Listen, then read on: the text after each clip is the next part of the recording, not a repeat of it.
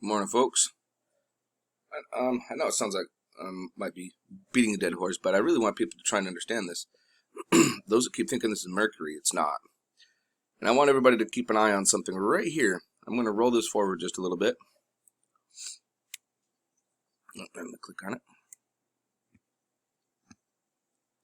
All right. Now this was a solar flare, and a CME. Do you guys see this right here? See that nice, perfectly round planetary object? Look, it's still there. Now this is from a flare. Notice how it's still perfectly round and there's just like a straight line to it, but it's round. Whoop, and it stays round as it's being pushed out till you can't see it anymore because it's far enough away from the sun. Well, from our main sun. This is our secondary sun. It is a red dwarf or brown dwarf. It's infrared. We can't really see it from space because it is actually a cold star, but it's like pretty much a failed star. And yeah, it comes around every like 12,000 years and wreaks havoc. Now, the reason I'm saying that is because watch this. That doesn't. Oh, this one doesn't go back far enough. And so to look at other solar eruptions that we have going on in the sun, you don't see that. It just goes pop off to the other side. Actually, that could work. But anyways, go back to this being Mercury, right? Look at this on here, 26th and 27th, right? All right, everybody following me here so far? Okay, see the time, date, right here. Watch this. Here's Mercury over here. This right here is theplanetstoday.com. You go right onto it and click on, this is today. Here's the Earth. Here's Mercury. Over here. July 7th is when it was over here. When we were able to see something doing that little rotation, that would have been over here. It takes Mercury 87 days to do a complete orbit. So from July 3rd to today, July 27th, is 24 days. Sorry, doesn't work out. It ain't possible. So, you know, nothing but love for you, but at the same time, no, doesn't work. Now what we're looking at here, again, this is a solar flare. Bam, and we're gonna get hit with it. It popped off last night. I'm actually amazed that they still have this up and running. But you notice these little bands here. You see how they're just popping all over? Now, please understand that this right here is just what they use to keep us fixed, to show our location. Earth, stereo ahead, stereo behind, or stereo B, stereo A. Right over here we got Solo. It's another satellite. You got Parker. Right up here you got Parker SP. That's what's got me going, what in the world? Look at Parker.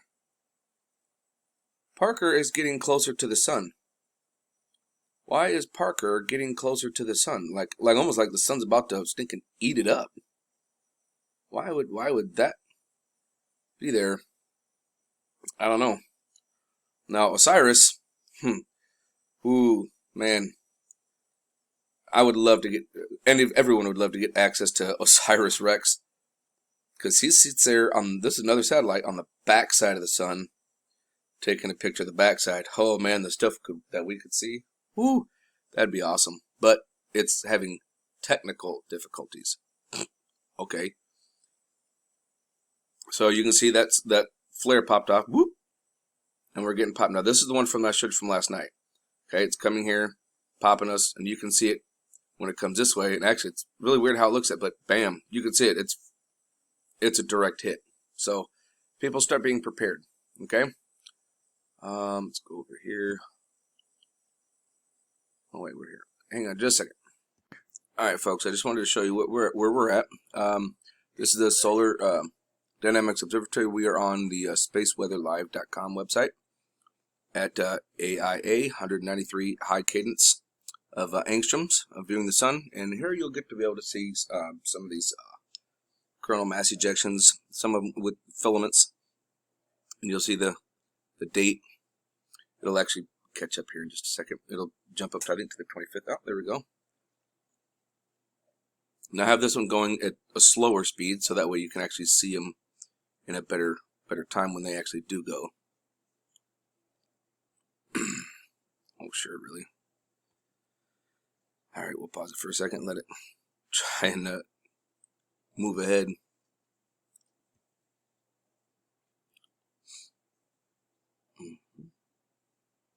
Oh, this buffering is retarded.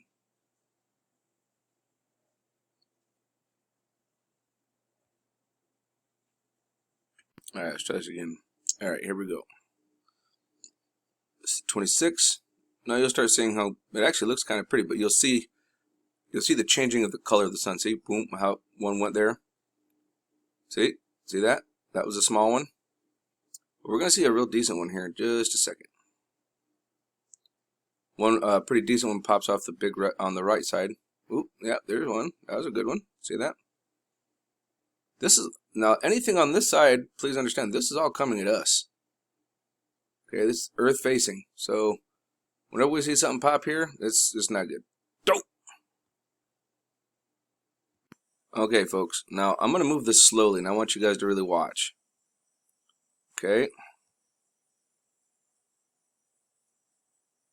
Actually, I can just hit play and point it out really quick. Keep it up here. Look at this. You see this right here? Those are filaments. See it circling? That's filament getting thrown at, and then boom. That right there, that's what's coming directly at us.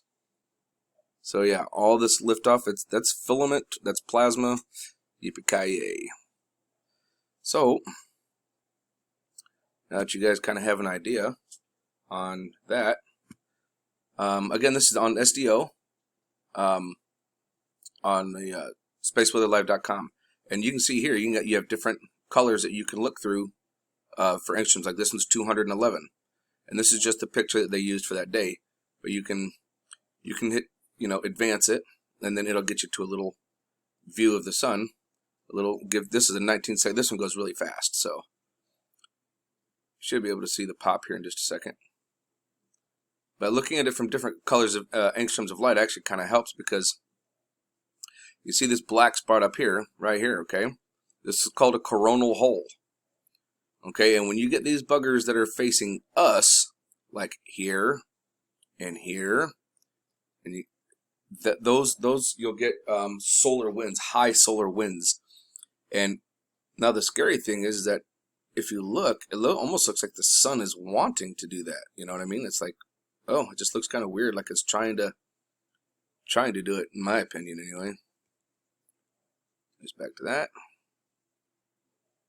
Boom. All right. Now, did you guys see that really well? Do you see how the shock of it affected the whole surface of the sun? See that? Hang on. Just drag her back here. Show it again. Boom. Did you guys see that? It affected everything. It went all the way over here, and over here. That's some crazy stuff. And right now you got another coronal hole here, another one here. So yeah, fun stuff. This is always a good one. This one you'll actually see filament lift off. So keep an eye down here on this region. You'll see it go.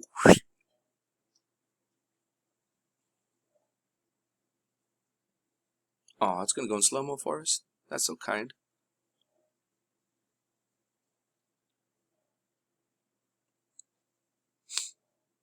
It's because it's buffering. Haha. Forced into slow-mo. Because this one usually goes so fast that you almost can't see hardly half of the stuff you want to see. You see that big nasty thing off the back end? Yeah. That's what was I showed you guys with our other sun. Whoop. Now, do you guys see that? Let's bring this back here again. Watch this. Boom. See that? Look at all that filament. Now, here's another thing to take of note. Notice how soon as this one goes off, shortly after, on the opposite side here, it pops off. Oh, you little stinker. Oh, well. So be careful, folks. Eyes open.